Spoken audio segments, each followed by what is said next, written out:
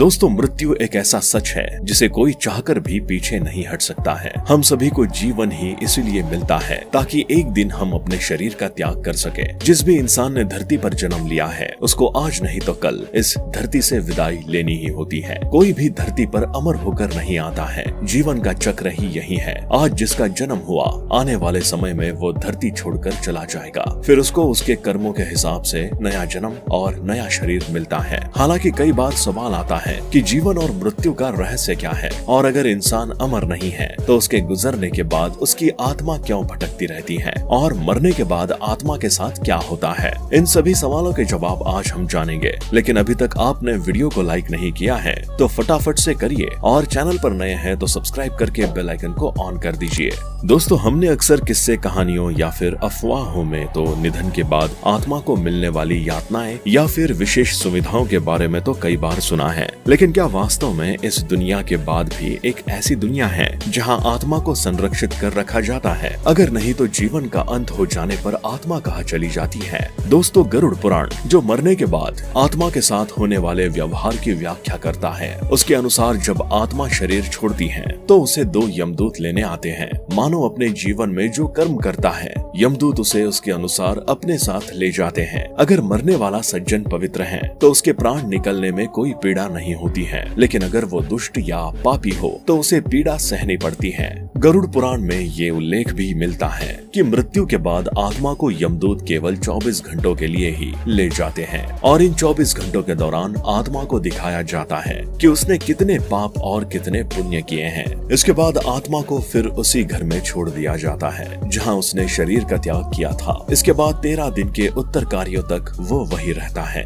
यमदूतों की यातना से दुखी होकर आगे कैसा शरीर मिलेगा ये सोचकर भी घबराता है। 13 दिन बाद वो फिर यमलोक की यात्रा करता है। यमलोक पहुंचने में आत्मा को 47 दिन लगते हैं। इसके पीछे की वजह उसका अपने परिवार के प्रति मोह होता है। यहाँ आत्मा अपने परिजनों के बीच भटकती रहती है, उन्हें पुकारती रहती है, लेकिन परिजन जब उसकी आवाज नहीं सुनते हैं तो वो बेचैन हो जाती है। क्योंकि उसके शरीर का भी अंतिम संस्कार हो चुका होता है, लिहाजा वो अपने पुराने शरीर में भी प्रवेश कर पाती है। इस दौरान आत्मा इतनी कमजोर हो जाती है कि वो कहीं भी यात्रा करने में असमर्थ रहती है। परिजन पिंड दान कर 13वीं के दिन जरूरी संस्कार करते हैं, जिससे आत्मा को बल मिलता है और वो यमलोक की यात्रा करती है। इतना ही नहीं, पिंडदान के समय दिया गया भोजन आत्मा को 1 साल तक शक्ति देता रहता है, इसलिए पिंडदान को बेहद जरूरी माना गया है। वहीं जिन आत्माओं के लिए पिंडदान नहीं किया जाता है उन्हें यमदूत 13वें दिन जबरदस्ती घसीटते हुए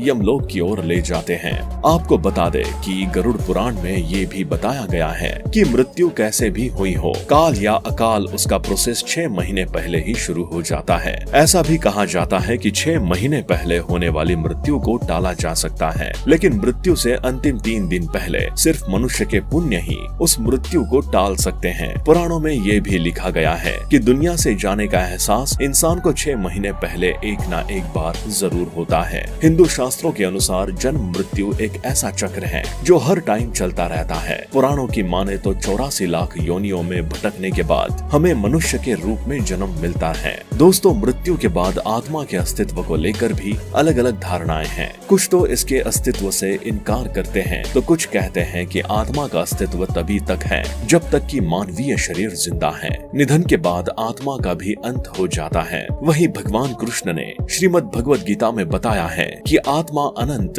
अजर और अमर है। ये कभी नहीं मरती, बस ये एक इंसान का शरीर त्याग कर दूसरे शरीर में चली जाती है। हालांकि विज्ञान के पास इन बातों का कोई सटीक जवाब नहीं है। अगर ग्रंथों की माने तो उनके अनुसार वो एक ऐसा पल है जिसके कई भाग कर दीजिए, उससे भी कम समय में आत्मा एक शरीर छोड़ तुरंत दूसरे शरीर को धारण कर लेती है। सबसे ज्यादा समय अवधि 30 सेकंड है, लेकिन पुराणों के अनुसार ये समय लंबा हो सकता है। 3 दिन, 13 दिन, सवा माह, इससे ज्यादा जो आत्मा नया शरीर धारण नहीं कर पाती है वो मुक्ति हेतु धरती पर ही भटकती है, स्वर्गलोक चली जाती जाती हैं, पितृलोक चली जाती हैं या अधोलोक में गिरकर समय गुजारती हैं। दोस्तों, कई लोगों के मन में सवाल उठता है कि नरक में कौन जाता है। कहते हैं कि ज्ञानी से अज्ञानी, नास्तिक से अनास्तिक और बुद्धिमान से भी बुद्धिमान व्यक्ति को भी नरक का सामना करना पड़ सकता है, क्योंकि ज्ञान और विचार से ये तय नहीं होता है कि आप कैसे हैं। किसी भी धर्म, देवता और पितरों के अपमान करने वाले, मांसाहारी भोजन करने वाले पापी, क्रोधी व्यक्तियों को भी नरक में भेजा जाता है और किसी भी पापी को पहले धरती पर ही नरक भोगना पड़ता है। फिर मृत्यु के बाद भी उसके पाप के अनुसार उसे यमलोक में अलग अलग जगह कुछ समय बिताना पड़ता है।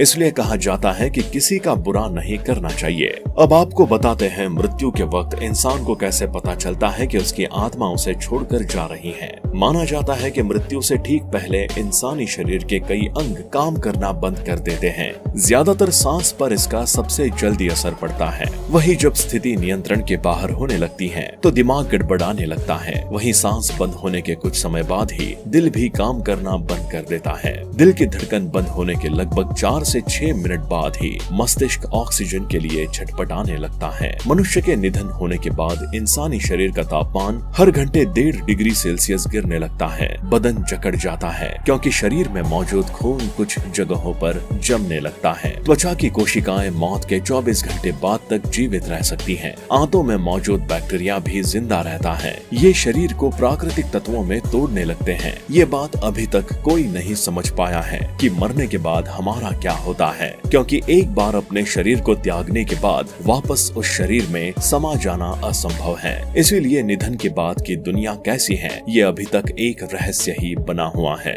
लेकिन दोस्तों, गरुड़ पुराण और शिव पुराण में उन संकेतों के बारे में लिखा गया है जो मृत्यु से पहले किसी भी मनुष्य को ईश्वर के द्वारा मिलती है। यही कारण है कि इंसान के गुजरने से पहले उसे दुनिया से जाने का अंदाजा हो जाता है। तो दोस्तों, आप अब तक बड़े अच्छे से इसे समझ गए होंगे कि मृत्यु के बाद हमारी आत्मा का क्या होता है, क्योंकि हमारे लगभग सभी धार्मिक ग्रंथों में आत्मा के बारे में यही कहा गया है कि वो किसी भी शरीर में एक नियमित समय के लिए आती है और फिर मृत्यु होने के बाद वो शरीर को त्याग कर दूसरा शरीर धारण कर लेती है। तो दोस्तों, आज के वीडियो में बस इतना ही, और इसी तरह की शानदार वीडियोस लगातार देखते रहने के लिए हमारे वीडियो को लाइक और चैनल को सब्सक्राइब करना बिल्कुल ना भूले। हम फिर मिलेंगे किसी नई वीडियो में।